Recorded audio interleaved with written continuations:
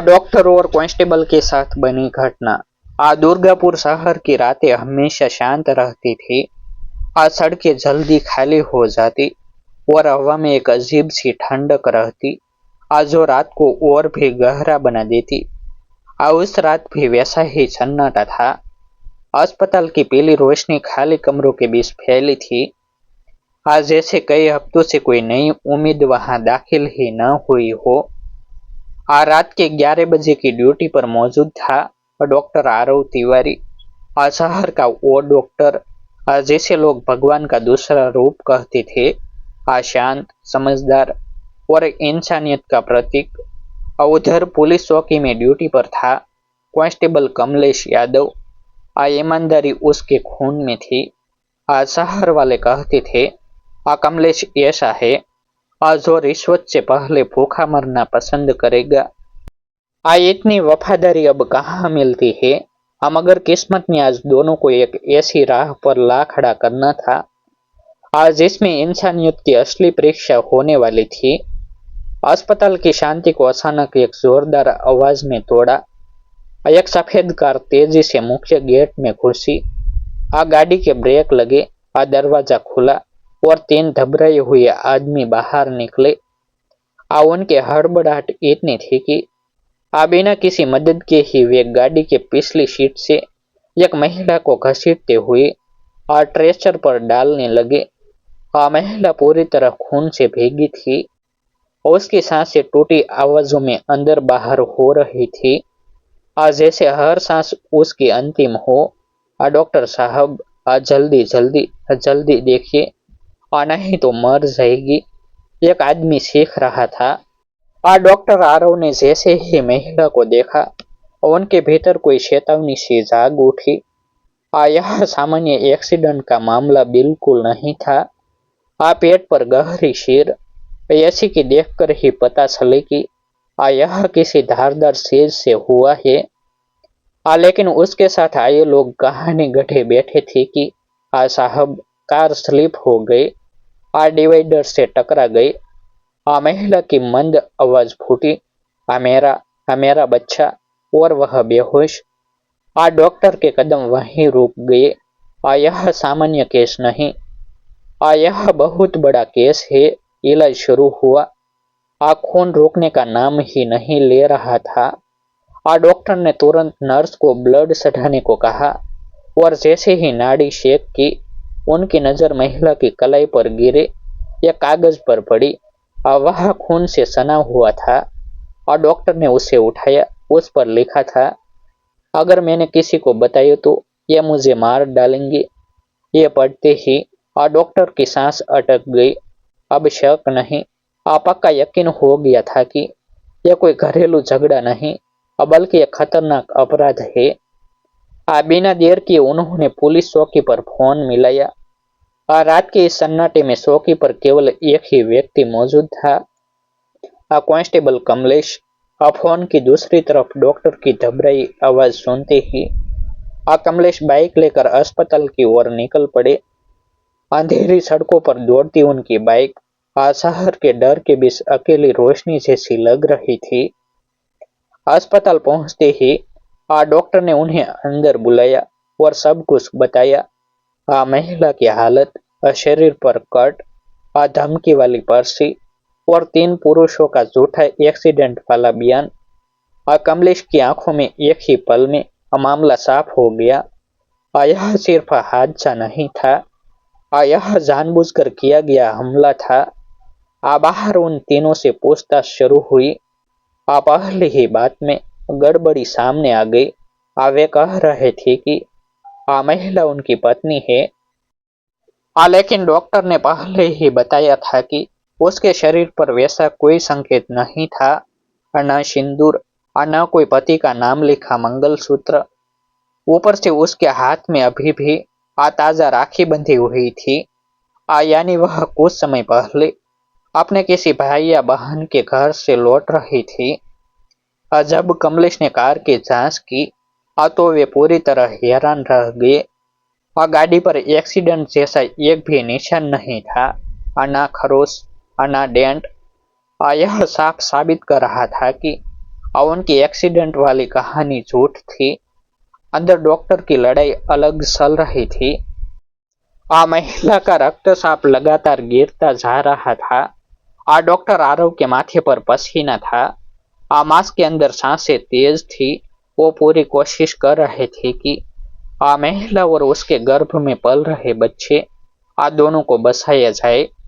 लेकिन खून इतना बह चुका था कि हर मिनट नई चुनौती थी।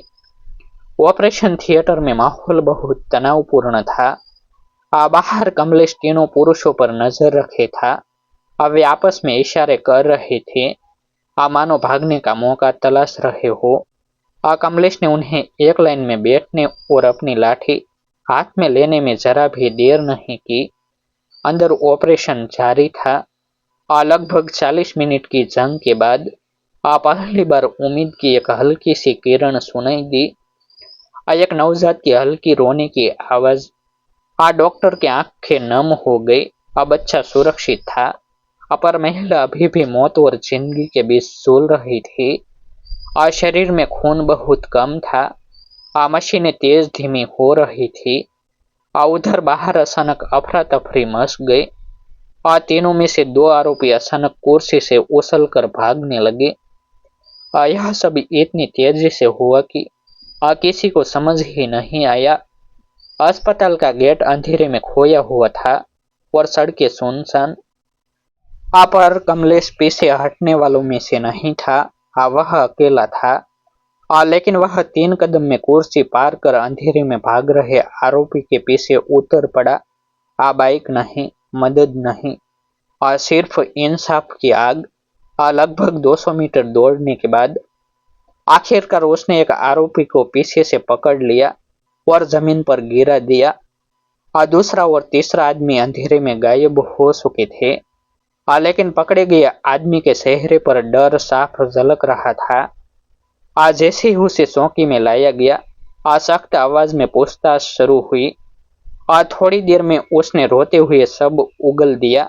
साहब, वो हमारी पत्नी नहीं, देवरानी है। दहेज को लेकर घर में झगड़ा हुआ था। उसका पति गुस्से में आकर चाकू मार बैठा। हम लोग डर गए। सोचा एक्सीडेंट बताकर बच जाएंगे।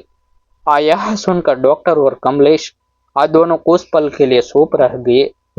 जिस महिला ने अभी अभी बच्चा जन्म दिया था, उसे ही उसके घर वालों ने मौत के हवाले कर दिया था। इसी बीच आईसीयू से नर्स बाहर भागती हुई आई। डॉक्टर साहब, मरीज की सांसें तेज हो रही है। शायद होश आने वाला है। डॉक्टर तुरंत अंदर दौड़े। महिला की आंखें हल्के से खुली थी। आवाज टूटी हुई मगर साफ, मेरा बच्चा जिंदा है। डॉक्टर आरव ने उसके हाथ पर अपना हाथ रख कर कहा, हाँ बिल्कुल, और तुम भी सुरक्षित हो। तुम्हें कुछ नहीं होने दूंगा। महिला की आंखों से आंसू बहने लगे। वो पहली बार डर नहीं, राहत के आंसू थे। बाहर आते ही डॉक्टर ने कमलेश को अच्छी खबर दी, मरीज बच जाएगी। कमलेश ने आंखें बंद कर ली, लंबी सांस ली। जैसे पूरी रात का बोझ उतर गया हो। वह बोला, डॉक्टर साहब, आज हमने सिर्फ एक जान नहीं बचाई, इंसानियत भी बचाई। और डॉक्टर ने सिर हिलाकर कहा, इंसानियत तब तक जिंदा रहेगी जब तक ऐसे पुलिस वाले और ऐसे डॉक्टर होंगे। रात की हवा पहले जैसी नहीं थी। यह जीत की हवा थी। एक माँ के सांस लेने की हवा, एक नवजात की पहली सुबह की हवा। लेकिन कहानी अभी खत्म नहीं हुई थी। अगली सुबह अस्पताल के बाहर भीड़ जमा होने लगी थी। खबर फैल चुकी थी कि रात को एक गर्भवती महिला को बचाने की कोशिश में डॉक्टर और एक कांस्टेबल ने अपनी जान जोखिम में डाल दी। लोग फुसफुसा रहे थे, डॉक्टर आरव और कांस्टेबल कमलेश दोनों ने चमत्कार किया है। आईसीयू में महिला धीरे धीरे ठीक हो रही थी। उसके पास न कोई अपना था, न कोई रिश्तेदार। जो लोग उसके अपने थे, वही उसे मारने आए थे। डॉक्टर आरव हर कुछ घंटों में उसकी हालत देखते, उसकी दवाइयाँ बदलते, उसके सिर पर हाथ रखते और कहते, अब तुम और तुम्हारा बच्चा दोनों सुरक्षित हो। किसी से डरने की जरूरत नहीं। उधर दूसरी ओर कांस्टेबल कमलेश ने अपराधियों की तलाश तेज कर दी थी।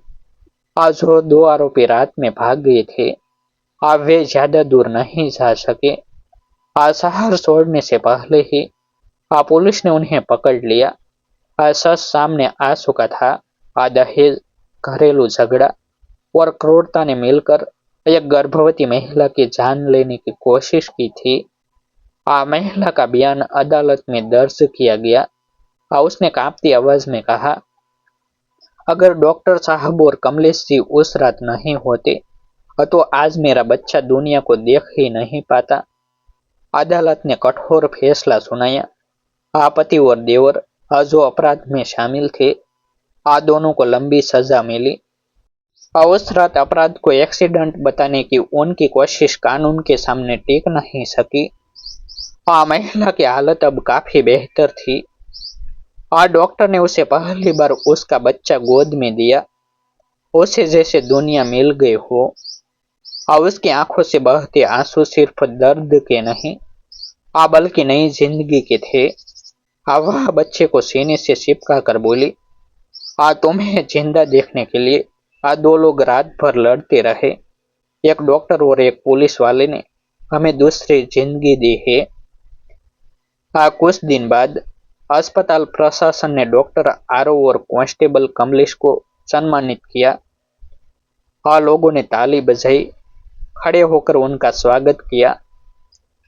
पर दोनों की आंखों में गर्व नहीं, बस एक सुकून था, एक जान बसी।